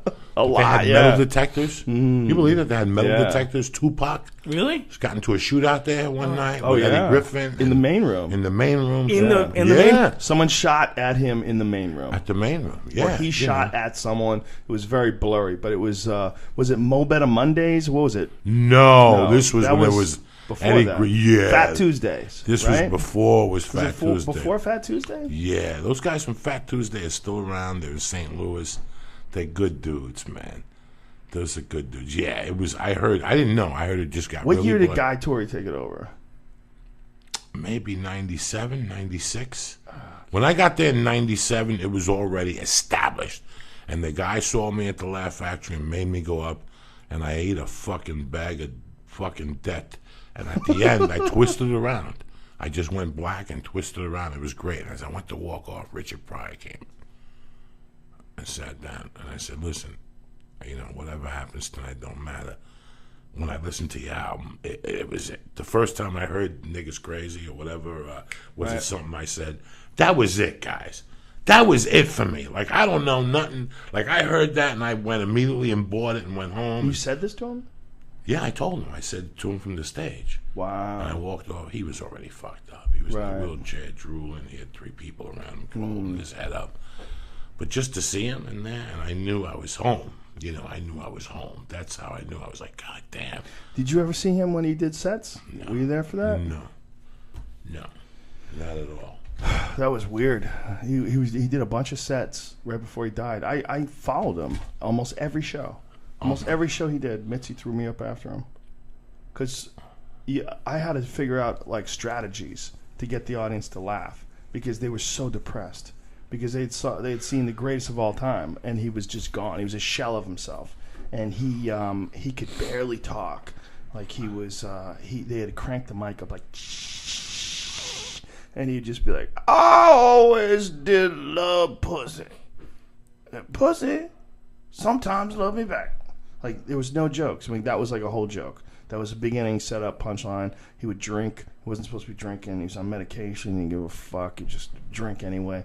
And he would go on stage, and then he would do his time, whatever it was, 20 minutes or so, and sometimes more, whatever he had the energy for. And then it would take them several minutes to carry him from the stage to the back of the room. And Marilyn's husband, Marilyn Martinez, Dave, and Chewy would help him. And they would, get one under each arm, and they would walk him through the room, and then they would put him in his wheelchair when they got to the end of the showroom, the original room. And I would go on stage, and he didn't bring you up. Jeff Scott would bring you up from the side. So Jeff Scott would bring me up from the side, and from the piano, and you go on stage while everyone's like clapping, and he's walking out, and I was nobody, some unknown fucking idiot who wasn't even that good at comedy yet. Was terrible, and I had to go on after Richard Pryor, but I had to develop lines to say to make fun of the fact you just saw the greatest comedian of all time, and now the unknown white guy. What a fucking letdown! And I used to have to I had a whole shtick that I would do about what this is a letdown like blunt, and I would like that's as if you just did that and then did this. Like I had a whole thing like making fun of myself for having to go on after Richard Pryor. How many times did you follow him before you decided you had to do that? Oh, I had to do it immediately. I did because I bombed the first. Well, I bombed several times going on after him, and it wasn't just that I sucked because I definitely wasn't very good, but it was also that the room was somber every time. I only really did really well like a couple of times. The other times was just survival. But I probably followed him. I think he did like 5 or 6 weeks of sets there. So I might have had to follow him 15, 20 times. I don't know. I don't know how many times it was because it was so long ago. It was late 90s.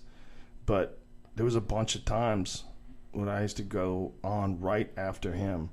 I was a kid and my parents turned me on to Richard Pryor. They took me to live at the Sunset Strip when I was a kid, man. I don't know how old I was, but I couldn't have even been 13.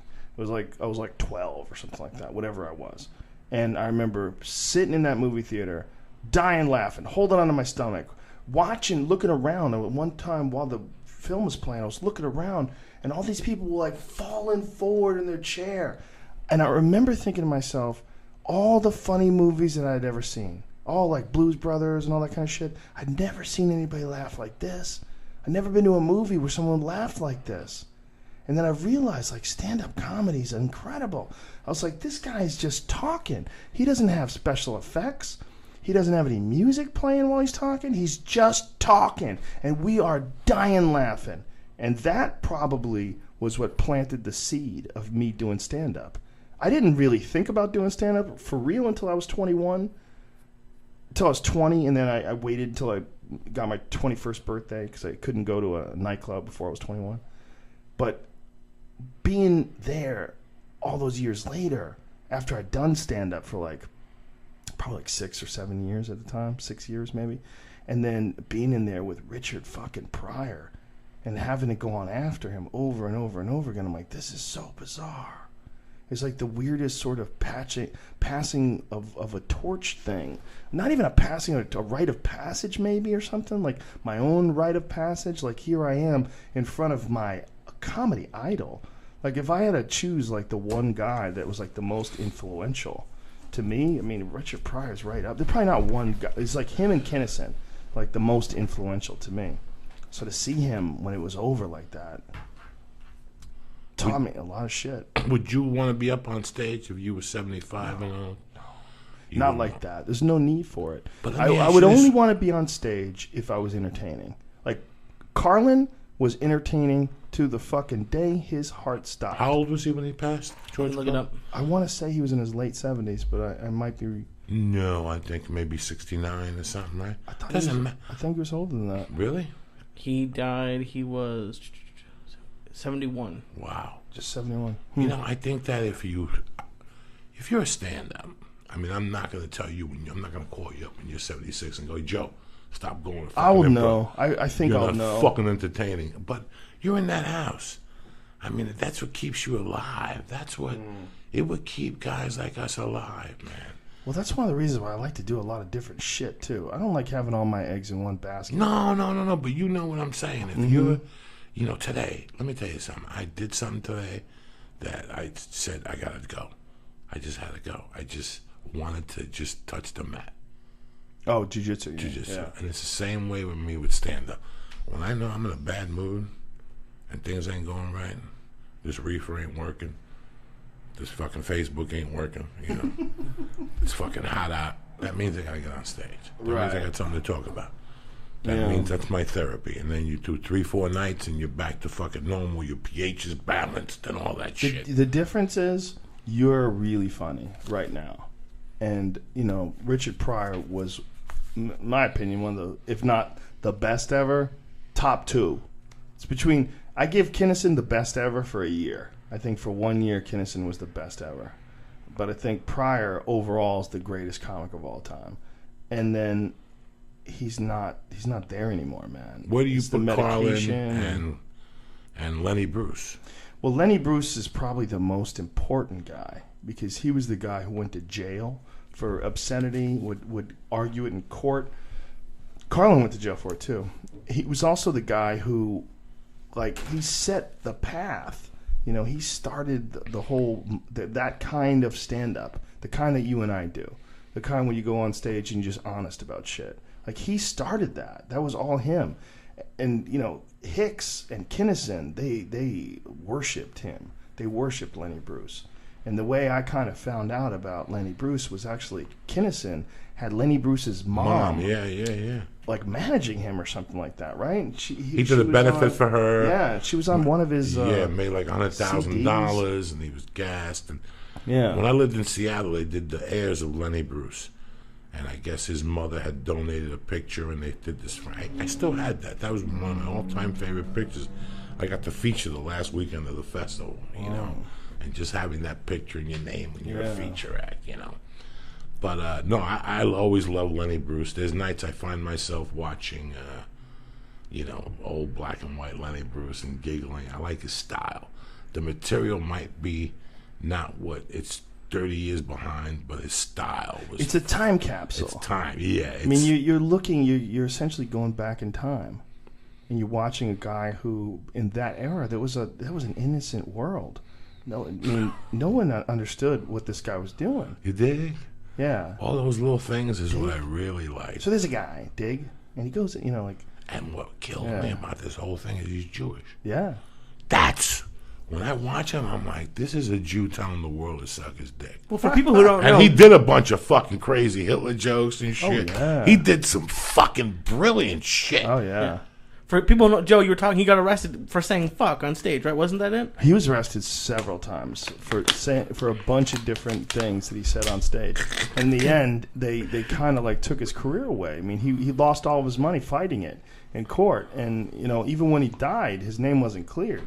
He was still going to court. And when he broke down at the end, there's videos of this. I bought a DVD of it once. or VHS tape at the time. It was him going over his court transcripts. He would be on stage with these pieces of paper and talking about why the judge was wrong. It was essentially like he was doing a podcast about his court transcripts, and the audience was bummed out, man. They were like, "Give us Dirty Lenny. We want to." That's what they used to call him, Dirty Lenny. We want Dirty Lenny. They wanted to hear him talk about boobies. She's got boobies, man. You like those titties? Yeah.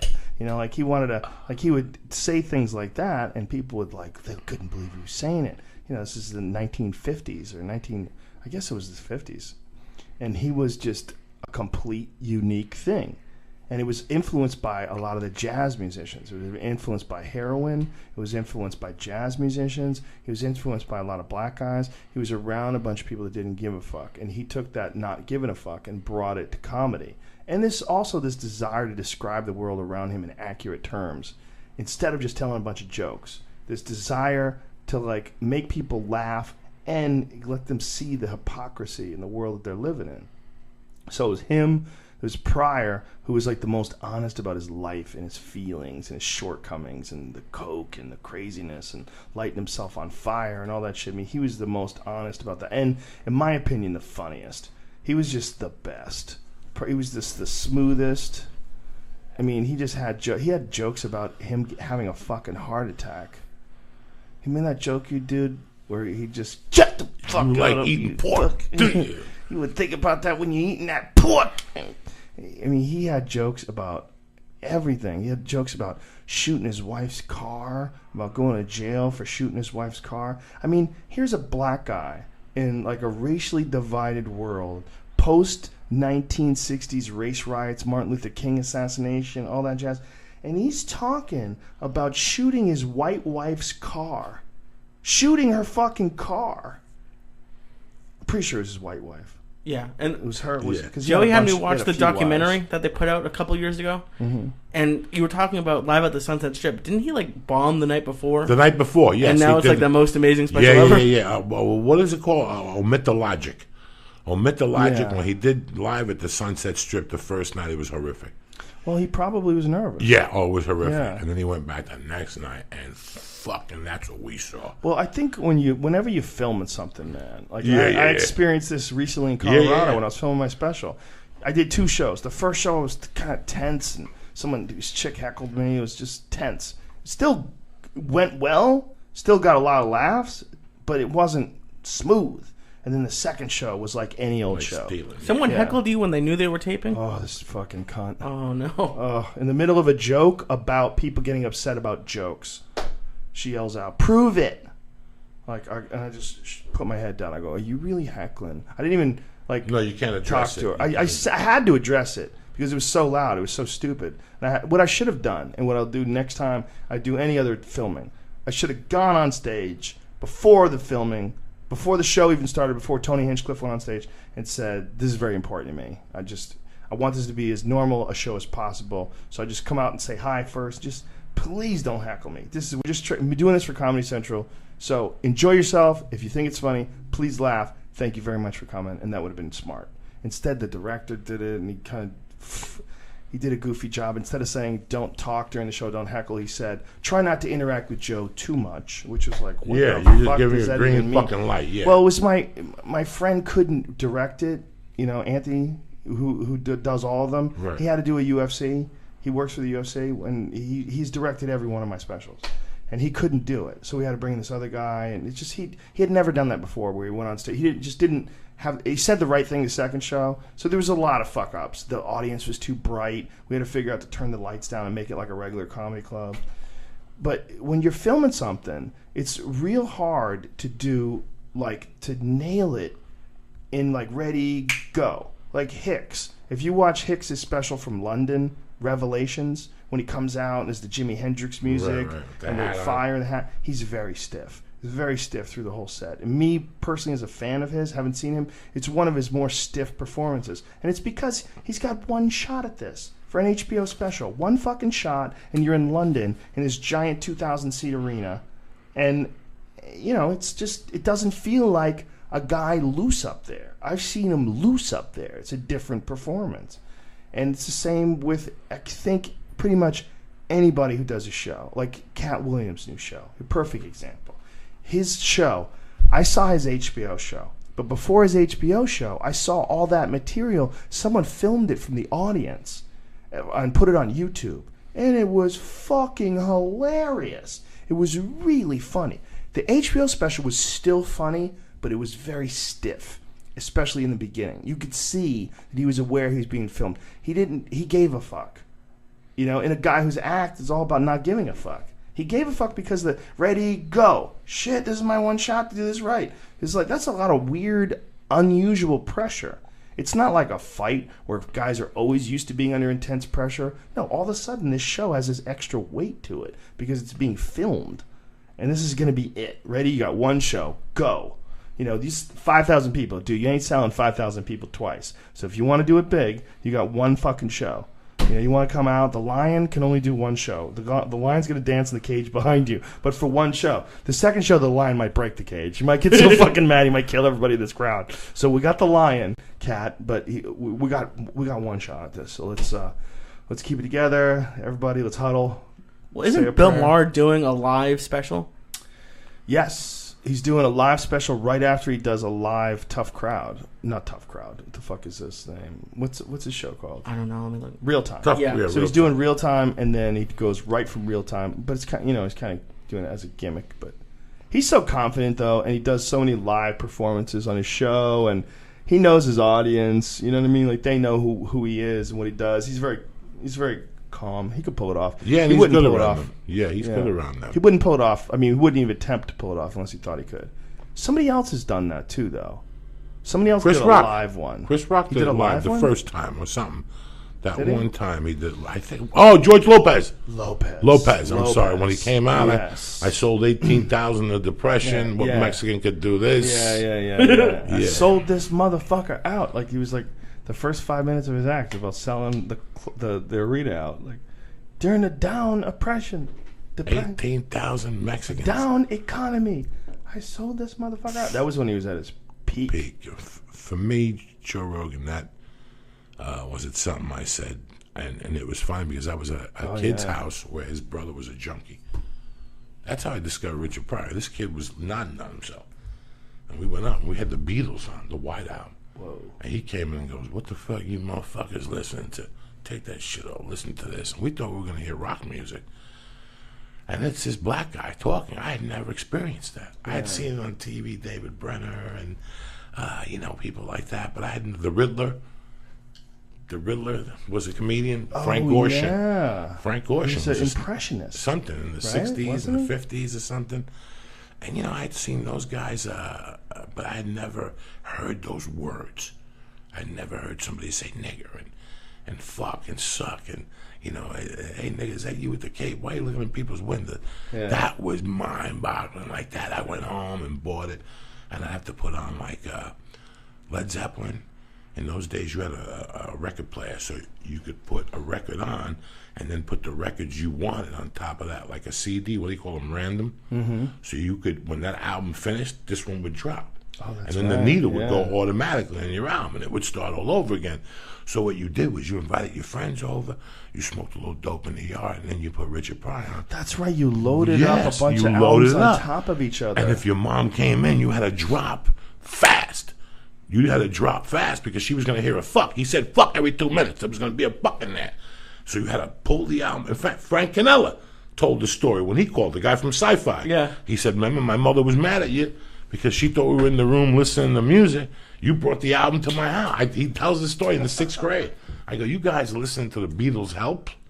Get that shit off. Listen to this. And their heads almost exploded. And after that, I was always intrigued with it.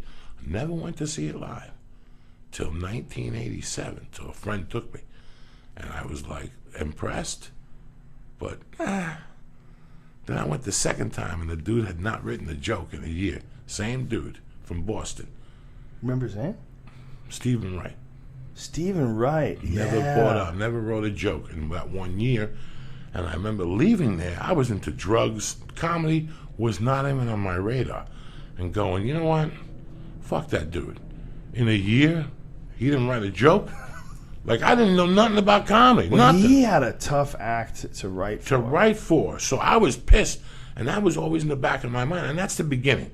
Once you say to yourself, I could do that, you know what I'm saying? And you give it a try, and you either fail and get hooked, or you get your fucking lights kicked out, or whatever the fuck whatever venture you're gonna try, you know.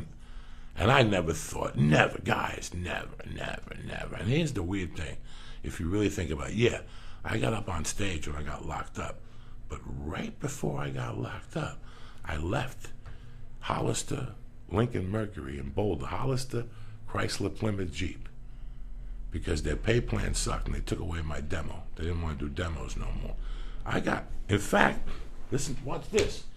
The kid I kidnapped called me tonight to say hello. He left me a message and shit right there. Look at the Kent Vella, top message and shit. The kid I kidnapped tonight to say hello. See what happens when you apologize? That's hilarious. People call you. But before I kidnapped this dude, I went to that Subaru dealership. Before I kidnapped the dude, I went to the Subaru dealership. And while I was there, you know, there was this dude that was a white dude, like a Western white dude, like with cowboy boots on. He put a suit on. He kind of looked like Charles Bronson. Didn't say much. I think him and I got into a beef one time over a car deal, and we had to split it. And he was like, he said something to me, you're lucky you split that deal. And I was like, nothing was going to happen, dog. And that was it.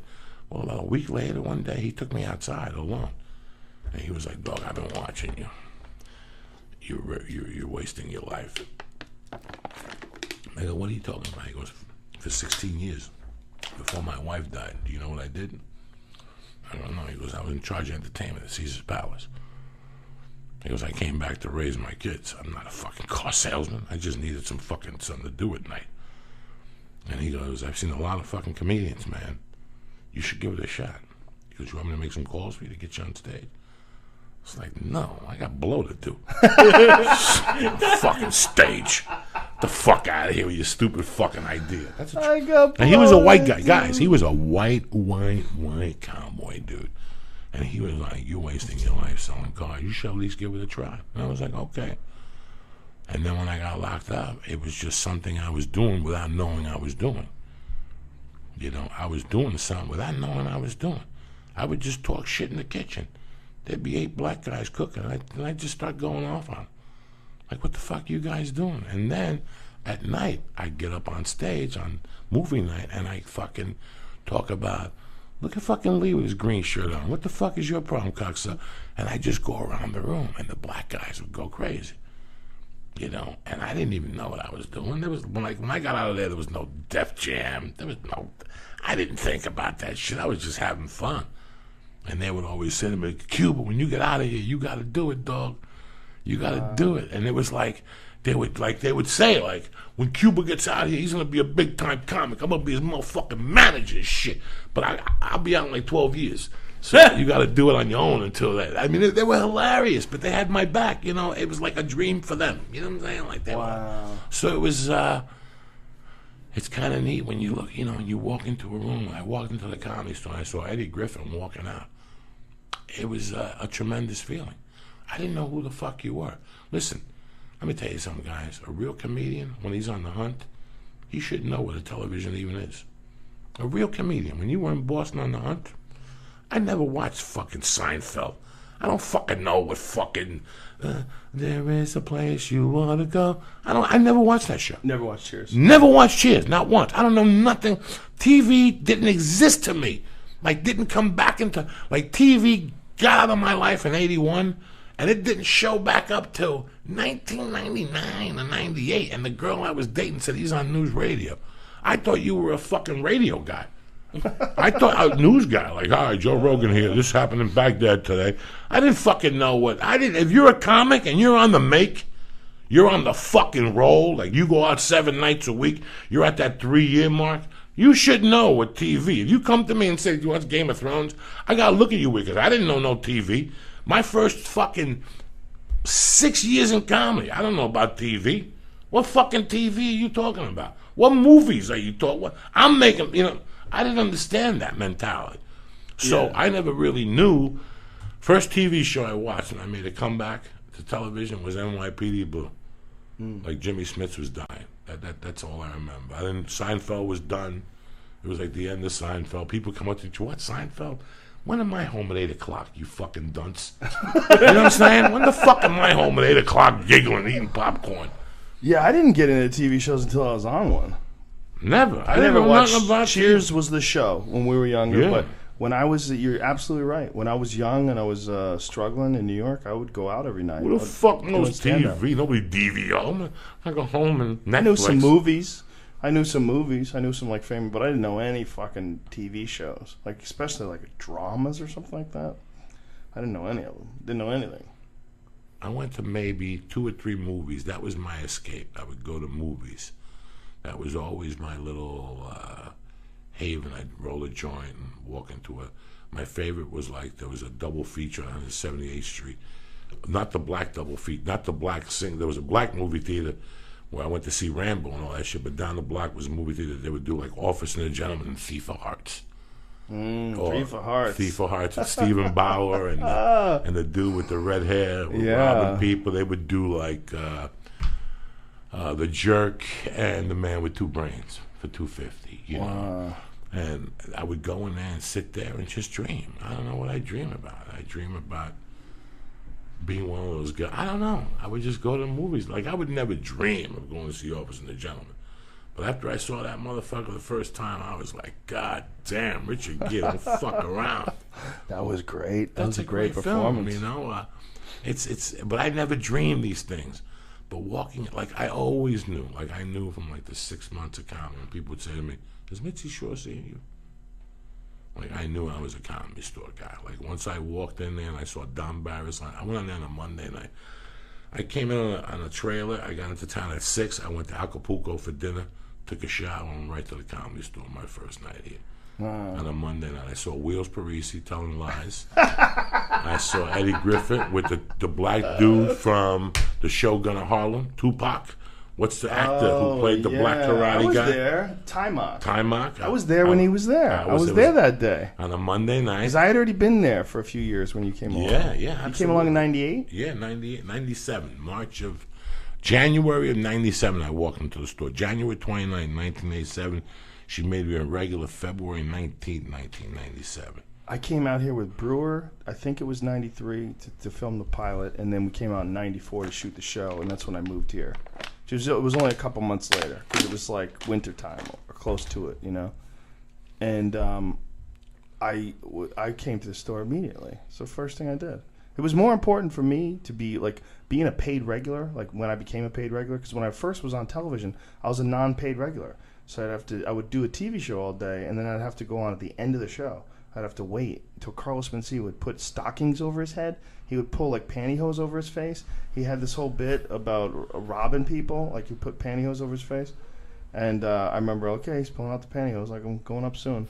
And I would go up after the show was over, after everybody and their mother went and did comedy. And then I'd have to get up and do that. But when I became a paid regular, when she finally made me a paid regular, that was more important to me than anything. Anything, me too. It's like TV show wasn't shit. How did you hear about it? Because now with podcasts, the store is basically a celebrity. It was always a celebrity. Before the internet, how did you hear about it? Because it was Mecca. No, it was Mecca for a comic.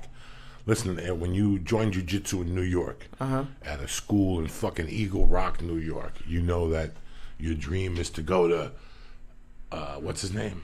Renzo Gracie or Marcelo Garcia, and then after that I'm going to go to 10th Planet. And that's the Mecca, HQ. You know, I got to make it to HQ. You know, I'd bump into people on the road, and they go to me, man, how's HQ? What are you talking about? At 10th Planet.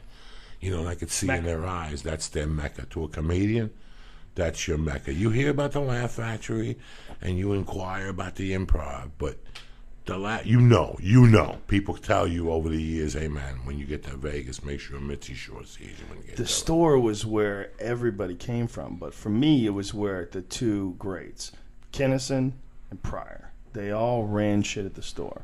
So when I came to the store, like that was hallowed ground. Like I remember sitting in that room when the open mic is on. It's a different show than when the open mic's over and then the pros go up. So, like, the show will start at whatever, and it goes to, like, whatever. I forget what the numbers are. It is 7 to 9 or 6 to 8 or whatever the fuck it is. But when the real show starts, they shut all the lights off. And the lights that are in the room, that they're all, like, names of the big comics. Like Sam Kinison had a Neon Name, and Tamayo, Roseanne Barr. Roseanne. You know, and a couple weird ones. Like Tamayo was a weird one. It didn't make any sense. But there was a few. But she kind of had a little heat on her way back in the day. You know, there was a few comics that were on that wall, and I remember like just being in that room, looking up at that wall, going, "Holy shit, that's Sam Kinison's name. This is where he used to go up. This was the fucking stage that I had seen these videos. I had seen like VHS tapes of him up on this stage." I remember getting off stage on a Saturday night, like doing the best I had done in the first 3 months I was there, and Gary Shandling talked to me and going, if he only knew that I robbed that blind kid's change, would he fucking still be talking to me? Do you know what I'm saying? Like that's what it felt like to me when I'd see these people. Like this is just it's not a dream come true because it was never a dream. This was always so far away for a guy like me. This was all an accident. This was all Stanhope talking to me and going, you know, you got to come down. There's nothing in Seattle. That's it. You're a feature. How long were you up there in Seattle for? 18 months. You're did you like living up there? Or did the rain, the winter, that bum you out? You know, at the time, I was going through hell in Boulder.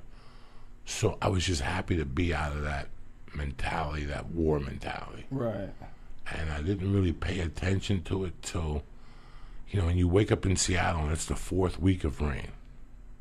It does something to you, you know. Right. It doesn't do nothing to me. I'm not going to hang myself or get a shot. But you don't feel good.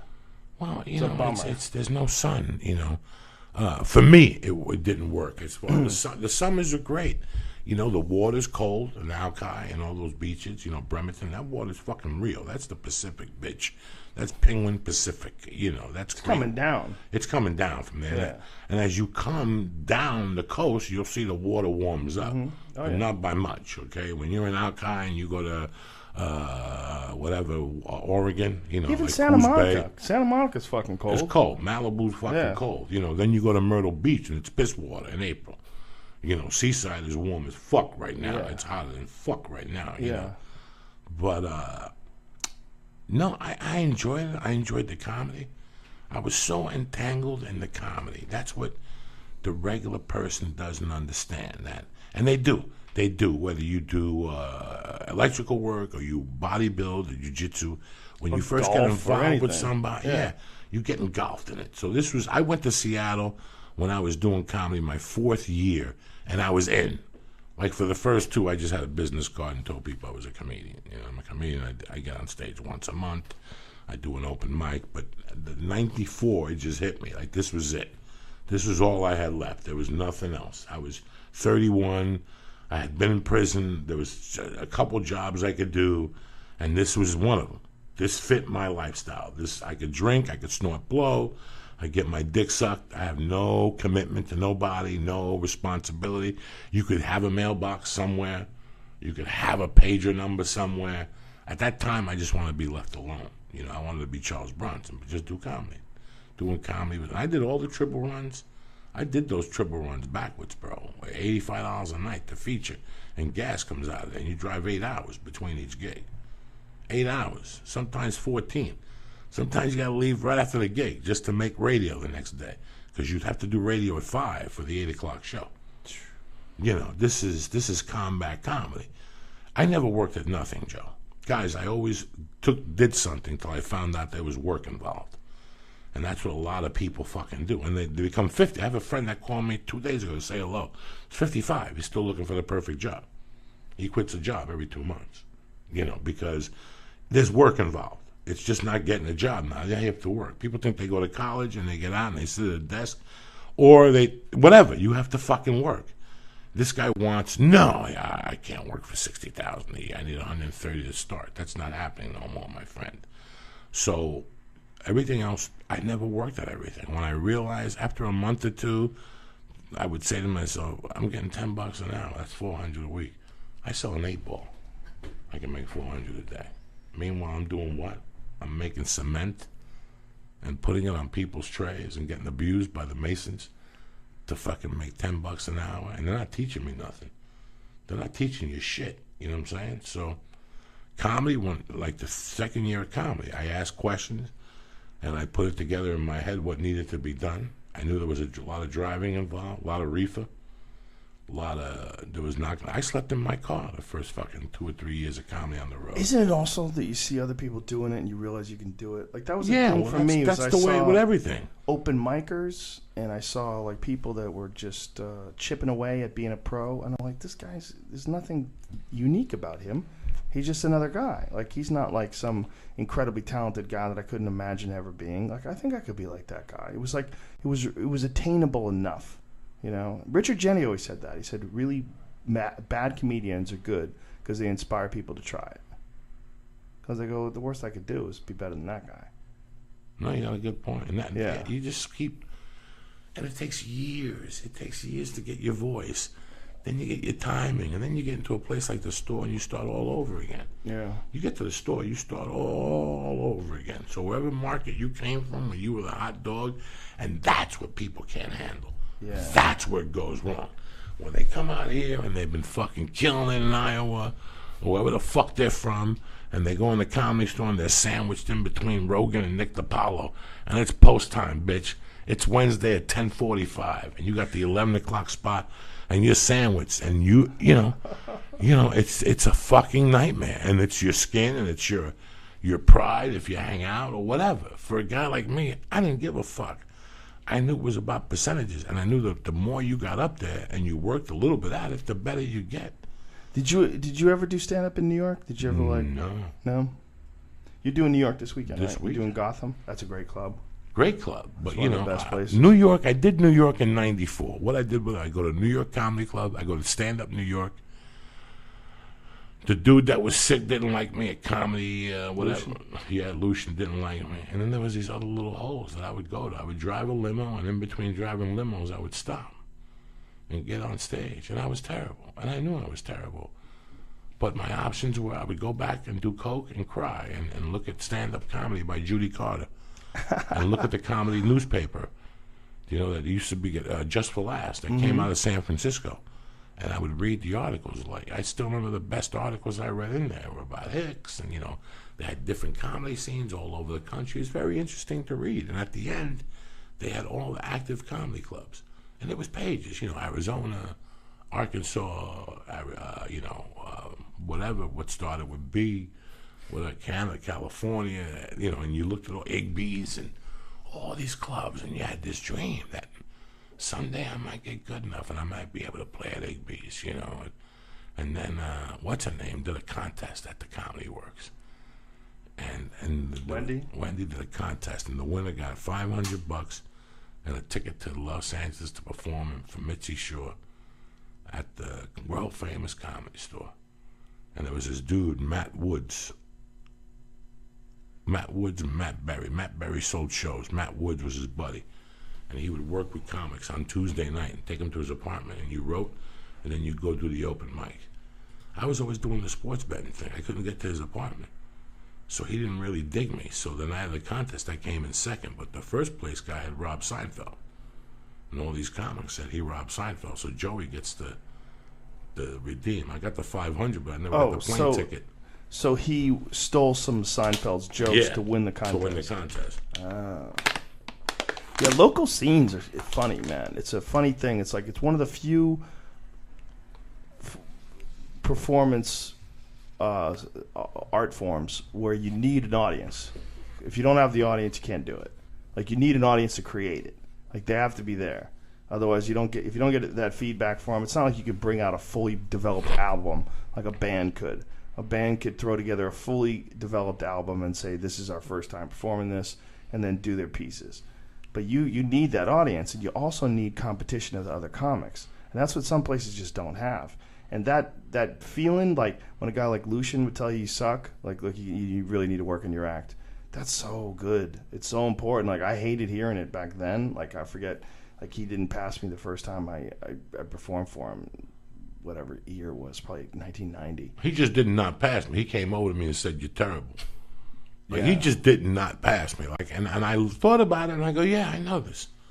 but I'll be back, bitch. Like that was, I had a mentality but like that. But he had a really he had a high standard. No, he had a high standard. Guys, I wasn't even in the realm of. But those guys are important. And I knew this going in. They but force you to a higher standard. Yeah, no. It's listen. I loved it. I loved it. Pushes you harder. What about Lewis at Catch Rising Star? Did you ever perform for him? Louis Ferranda? No. He had the same thing going on, man. Yeah, Mondays. You had to get a coin. Yeah. And you had to stand on line. No, I never went up there. I never did none of that shit where I was going to get abused. I didn't have the time. The stand-up, the one guy who liked me was the One Comedy Club, and he put me up because I brought my friends, and they'd spend money. Stand-up New York would give me spots because my friends would stand money. They'd spend, they'd get drinks. And I'd get 7 minutes here, 10 minutes here, and then I go to Yale Triple In, which is more my style. It was just a dump. And I would go there. The open mic started at 2. Wow. And then one night I went, and John Leguizamo was on stage, working his one-man show. And I knew I was on to something. When he would do his one-man show, would he do like the whole thing, like an hour, like at a show? I don't really know. Or like do it one in night chunks? I walked in and saw him do 20 minutes, and they said he'll be doing here for a while, and I had to pick somebody up in Kennedy Airport. Huh. But that let me know that was the system. That when you were working on stuff, you went to off Broadway. You know what I'm saying? Right. Like that taught me right there. So now I was getting bits and pieces. Then I went to Colorado. And when I went to Colorado, the stakes there was little.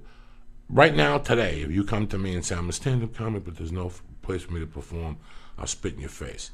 Because you have to make your own stuff. Yeah. And knowing what I know now takes you 2 minutes to go around. I did comedy when I was in love with comedy, when I couldn't fucking wait to get on stage and tell another bad joke. When you just can't wait to get on stage, I'd have to go to a poetry reading. Don't fucking, no motherfucker could tell me my business, bitch. Nobody. That's why I get pissed when people are like, whoa, stand up, listen. You know what?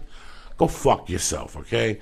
Because you're talking to a guy that went from 0 to 60 with it. Like, I had to learn along the way. Nobody guided me. Like all other stand-ups. This is what you're doing. You have to make your own. It's all you think you're making progress, and somebody steps on your parade. Then you go back to the drawing board. But every time you go back to the drawing board, you get 3% better. And you get a little bit percent better. And he breaks you down, and hey, where'd you get that joke from? It's terrible. Or, this guy heckled you. Or you talk. When I was doing comedy in New York, I picked up a fucking horrible habit. And once you pick up a bad habit in stand-up, it's like when I was a kid and I'd rebound. I was a great rebounder, but I always put the ball on the floor. It's a bad habit. Grab the ball, tippy-toe, and go right back up with it. Once you grab the ball and bounce it, you draw the fucking people to you. Why are you doing that? It was a habit that took me years. You know what habit I picked up in New York that took me 5 years to get rid of it? Talking to the audience. That's a big New York thing. Where you from? What do you do for a living? You from Jersey? And I got into that habit. And that's a habit to eliminate writing. That's what that habit does in New York, eliminates writing. And when you're doing the stand-ups in those rooms during the week, there's 8 people, So you pick up, and that's a habit that went with me all the way to fucking Seattle and down here to L.A. It came to the Comedy Store for a while, and I fucking had to beat it out of me. You pick up bad habits, You pick up a word that you won't stop saying, something, And it just really, it's been a great. For me, man, it saved my fucking life. So some people, a DJ saves their life. Like some people get saved by a DJ. For me, I got to tell you that the more I got into this, the less I got into criminal activities. I wish that this would overpower the cocaine early in my career, but that monkey was deep, Jack. Well, it's also a more positive thrill. You needed thrills. That's what you needed. I'm a thrill guy. Yeah. Listen, bro. Every comic is. I'm trying to write this book, and I wrote these chapters, and I was looking at them, and then I go, this is bullshit. This is bullshit. In 5 chapters, I haven't spoken one thing about being a fucking thief. Let's get this out of the way. Like I was a fucking thief, like a fucking klepto. But why'd you have to have it in the first 5 chapters? Is it about your life? Yeah. I was just thinking about how the basic of this, and I was this... It's just weird. I had a thief problem from a young age. Like I was stealing in the first grade. I was stealing teachers' editions and selling them to kids with the answers. The books with the answers, $2, $1, stupid fucking kids. Whatever, they want the answers. But even as you look at it as that, but it became a habit. You couldn't, bro. People would know. I would steal your fucking. I would rob your house. It just, and then once the cocaine came, it fueled it. And once my insides broke down and stuff, it fueled that habit for a long fucking time. So it overpowered that. Like even that, I was going on the road and getting caught shoplifting, stealing a tent in Idaho one time on a triple run. You know what I'm saying? It even overpowered that. I would steal as a form of fucking like jinxing me. Like when things were going good, I would steal something. Why the fuck you steal that for? So you think you were doing it on purpose? You were sabotaging yourself? Oh yeah, towards the end, towards the last couple of years of stealing. Do you think it was just an impulse thing? Like you got a thrill out of stealing something? Listen, we were talking the other day. You think I like shooting movies? Is that what you really think? I go to auditions to fuck motherfuckers up. What do you mean? When I go to an audition, it's to fuck a motherfucker up. I hate shooting a movie. I like booking the movie. I like thrills, Joe Rogan. So you like going and fucking them up. I like all these actors out there, la la la la la la, and they're doing breathing exercises, and they're off to the side doing all this shit. And this fat motherfucker walks in that's a felon and goes, "Watch this!" Bam! And when I'm walking out of it, I know it. I know when the room just goes silent, and I walk out, and they're still doing their breathing exercises, and they've trained at the actor's studio. And I come home and I get the call. So you like the competition of it all, too? I love all that shit. That shit. When they, I remember in Colorado, I'd see these guys at the lift with fucking the helmet and the thick winter jacket and the pants and the boots and the $3,000 skis. And my brother-in-laws, my ex-brother-in-laws, those two Gentiles, they'd show up with jeans on and a fucking construction shirt and smoke everybody. And they go, you know what I'm saying? I like those guys, that they're not dressed like it. Right. And then I went to eat breakfast and the guy came in by himself and riding the bike with the cleats on and the helmet on. Why all the drama? You weren't even in a race. Why all the drama? You're not even in a fucking race and you got the helmet on. Let it go already. Right. Like I never wanted, like I don't know, it was just, I loved. Auditioning's a weird thrill. Auditions is a weird thrill for me. I love fucking people up. But that came from burglarizing. I loved it. I loved it when I met a drug dealer and I went to his house and they thought he was cool and he put a gun out and he'd say to me, yeah, this and this, I got 2 kilos in the house. And 2 days later, I just wake up in the middle of the night and go, I'm robbing that motherfucker. Watch my heat. And let's say it was this office, I'd plant across the street and for 3 days I'd figure out how to get into this fucking office. And if he had the coke in here with all his security and all his pit bulls, and all his toughness, I figured out a way how to climb through that fucking window and come in and rob his coke and leave. I loved it. And I love him walking into the bar going, somebody fucking robbed me. And me and my buddies are there sitting there going, come on. What the fuck happened? Somebody came in, broke into my room, we're just fucking howling inside. I loved all that shit. I loved my heart beating. I loved it, dog, for so long. Then I know I couldn't do it. I couldn't do it for a lifestyle. You can't do it for a fucking lifestyle, you. Why did you figure that out? After you'd been in jail? Yeah, after you go to jail and you talk to all those people, you know that the odds are always against you. But the problem is when people go to jail and they team up with other people, they're like-minded, they become stronger criminals. They learn more things. Now you tell me how you got caught. Lee tells me how he got caught, and I tell you how you got caught. We figured out, oh my God, so next time we do traveler's checks, you follow me? Institutionalized. It's an institutionalized. So that's it. It makes you become a better fucking criminal when you go in there, Once I got out of there, I saw a lot of people that didn't belong there, but I knew people in there that should have been shot. They shouldn't even warehouse them. They should just be shot because there's no such thing as rehabilitation.